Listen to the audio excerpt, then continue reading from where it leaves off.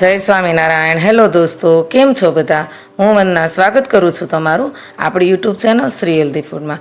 મિત્રો, આજે આપણે ઉનાળાની કાળઝાળ ગરમીમાં એકદમ નેચરલ ઠંડક આપે અને પેટની બધી ગરમી હરી લે ને તેવું ગુંદકતીરા, કાચી કેરી, ધાણા એનું શરબત બનાવવાનું છે. તો શરબત બનાવવાનું શરૂ કરીએ અને તેના ફાયદા જાણીએ.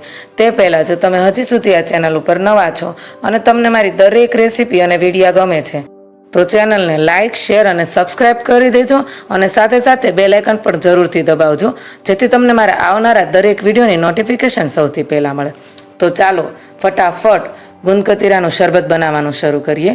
પણ પહેલાં તો આપણે જાણીએ કે ગુંદકતીરા અને ગુંદમાં ફેર શું છે, કેમ કે ઘણા બધા બહેનોનો ડાઉટ છે. પણ વિડીયામાં જોઈ અને ગુંદ પલાળીએ છીએ તો અમારો ગુંદ તો તેવો નથી પલળતો. પણ બેન, ક્યાંથી પલળે? તમે જે ગુંદ પલાળો છો ને તેમાં જ મિસ્ટેક છે. ગુંદ અને ગુંદકતીરા બંને વસ્તુ અલગ અલગ છે. પણ આ મિત્રો, બંને વસ્તુ શરીર માટે ખૂબ જ ફાયદાકારક છે.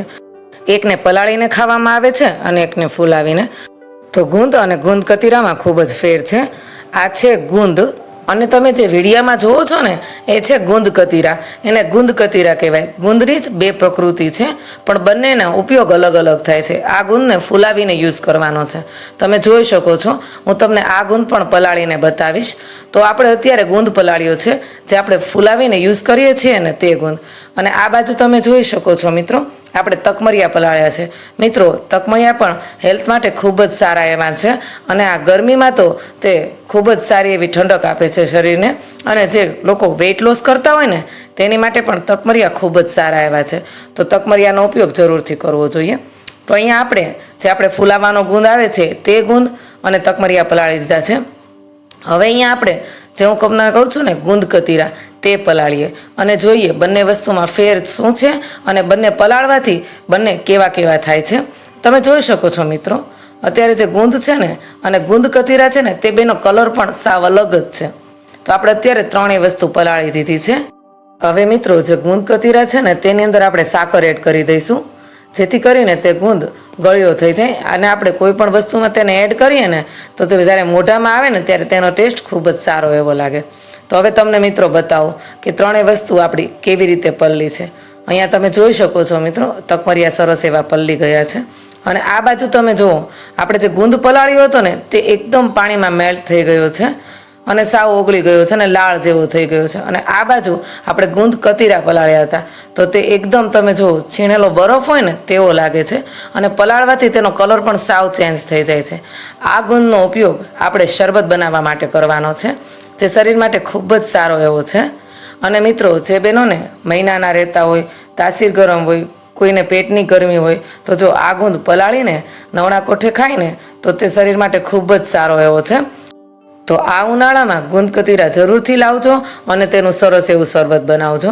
હવે અહીંયા આપણે એક મિક્સર જાર લેવાનું છે. તેની અંદર અહીંયા હું કાગડા કેરીનો ઉપયોગ કરું છું, કાચી. તમે કાચી કોઈ પણ કેરીનો ઉપયોગ કરી શકો છો, પણ કાગડા કેરીનો સ્વાદ છે ને તે ખૂબ જ સારો એવો આવે છે. એટલે અહીંયા આપણે અડધી કાગડા કેરીને આવી રીતે કટિંગ કરી અને મિક્સર જારની અંદર એડ કરશું. મિત્રો, કેરી પણ લૂક આપે છે, તો ઉનાળાની અંદર કેરી પણ ખૂબ જ ખાવી જોઈએ. જે કાચી કેરી આવે છે ને તે. અને અહીંયા આપણે ફુદીનો એડ કરશું. મિત્રો, બધી વસ્તુ આપણે એવી જ એડ કરવાની છે તે ફટાફટ પેટની ગરમી હરી લે. ફુદીનો એડ કર્યા પછી આપણે થોડી ખાંડ એડ કરવાની છે. અત્યારે મારી પાસે સાકર અવેલેબલ નથી. સાકર હોય ને તો તમે સાકર જ એડ કરજો આ શરબત બનાવવા માટે.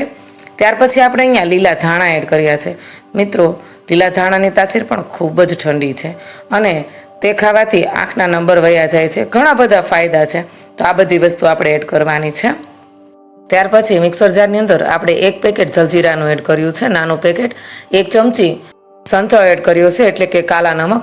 ત્યાર પછી મરી અને જીરાને શેકી અને આની અંદર એડ કર્યા છે. થોડું પાણી એડ કરી આપણે આ બધી વસ્તુને એક રસ પીસી લેવાની છે. હવે તમે જોઈ શકો છો મિત્રો, સરસ આપણું જે મિશ્રણ છે ને કેરીનું, ધાણા અને ફુદીનાનું, તે સરસ એવું પીસાઈ ગયું છે. આવું મિશ્રણ આપણે તૈયાર કરી લેવાનું છે એકદમ લિક્વિડ ફોર્મમાં. મિત્રો, હવે છે ને આપણે ચાલો ફટાફટ બધી વસ્તુ રેડી થઈ ગઈ છે તો આપણું ગુંદકતીરા અને કાચી કેરીનું શરબત તૈયાર કરી લઈએ. તો મિત્રો, સૌ પ્રથમ આપણે જગની અંદર લીંબુની સ્લાઇસ એડ કરવાની છે. ત્યાર પછી શરબતને એકદમ ઠંડુ બનાવવા માટે બરફ એડ કરશું. ત્યાર પછી ફુદીનાના 8 થી 10 પત્તા એડ કરવાના છે।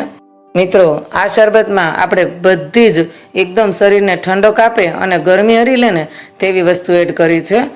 તો જો તમે 1 ગ્લાસ આ શરબત પીશો ને તો આ ઉનાળાની કાળઝાળ ગરમીમાં તમને ખૂબ જ ઠંડક આપશે અને આખા દિવસ તમને ઠંડા રાખશે। હવે અહીંયા આપણે જે તકમરિયા પલાળ્યા હતા ને તે એડ કર્યા છે। ત્યાર પછી 2 થી 3 ચમચી જેટલું આપણે ગુંદ કતીરા એડ કરવાનું છે। મિત્રો, તમે જોઈ શકો છો, જોવામાં જ એકદમ સરસ એવું લાગી રહ્યું છે। ત્યાર પછી અહીંયા આપણે ઝીણા ચોપ કરેલા ધાણા એડ કર્યા છે। ત્યાર પછી આમાં આપણે અડધી ચમચી જેટલું મીઠું એડ કરશું। જલજીરા અને સંચળ એડ કર્યા છે તો મીઠું આપણે ઓછી માત્રામાં જ એડ કરવાનું છે। હવે અહીંયા આપણે એક બાઉલની અંદર જે આપણે મિશ્રણ રેડી કર્યું છે ને તે એડ કરશું। તેની અંદર પાણી એડ કરવાનું છે અને એકદમ પતલું બનાવી દેવાનું છે અને આ મિશ્રણને આપણે ગાળી લઈશું। મિત્રો, તમે આને આમનામ જ સર્વ કરી શકો છો, પણ અમારા ઘરમાં છે ને બધાને ગાળ્યા વગરનું ભાવતું નથી એટલે હું ગાળું છું। બાકી તમે આમનામ સર્વ કરો ને તો પણ આ બધી વસ્તુ શરીર માટે ખૂબ જ સારી એવી છે। હવે આમાં 1 લીંબુનો રસ એડ કરવાનો છે। કેરી ખાટી છે એટલે 1 જ લીંબુનો રસ આપણે એડ કરશું। તો ચાલો ફટાફટ આપણું આ જે મિશ્રણ છે તે રેડી થઈ ગયું છે, તો તેને આપણે જગની અંદર ગાળી લઈએ। તો મિત્રો, તૈયાર છે આપણું આવી કાળઝાળ ઉનાળાની ગરમીમાં એકદમ 1 ગ્લાસ પીતા શરીરને ઠંડુ ઠંડુ કરી દઈને તેવું ગુંદ કતીરા, કાચી કેરી, ફુદીનો, ધાણાનું એકદમ નેચરલ ઠંડુ એવું શરબત। તો મિત્રો, આ શરબત તમે ઘરે બનાવવાની જરૂરથી ટ્રાય કરજો અને મને કોમેન્ટમાં લખીને મોકલજો કે તમને મારા આ શરબતની રેસીપી કેવી લાગી। મિત્રો, ગુંદ કતીરાનું ઘણી પ્રકારનું શરબત થાય છે, તો જો તમને મારી આ રેસીપી ગમશે ને તો હું એ બધા વિડીયા પણ તમારી સાથે શેર કરીશ। તો તમે મને કોમેન્ટમાં જરૂરથી લખીને મોકલજો કે તમને મારી આ ગુંદ કતીરાના શરબતની રેસીપી કેવી લાગી અને બાળકોને તો જરૂરથી આ ગુંદ કતીરાનું શરબત તમે પીવડાવજો, એને બહુ જ ભાવશે અને તેના હેલ્થ માટે પણ ખૂબ જ સારું એવું છે। હવે ગાર્નિશિંગ માટે અહીંયા આપણે કાચી કેરીની સ્લાઇસ આવી રીતે એડ કરશું। મિત્રો, તૈયાર છે એકદમ નેચરલ ઠંડુ એવું ગુંદ કતીરા, કાચી કેરી અને ધાણાનું શરબત। તો મિત્રો, તમને જો મારી આ રેસીપી ગમી હોય તો વિડીયાને લાઇક, શેર અને સબસ્ક્રાઈબ કરી દેજો અને તમારી વધુમાં વધુ કોમેન્ટ મોકલજો। તો ચાલો ફરી મળીએ આવા ને આવા નવા વિડીયો અને રેસીપી સાથે। ત્યાં સુધી જય સ્વામિનારાયણ, ધન્યવાદ।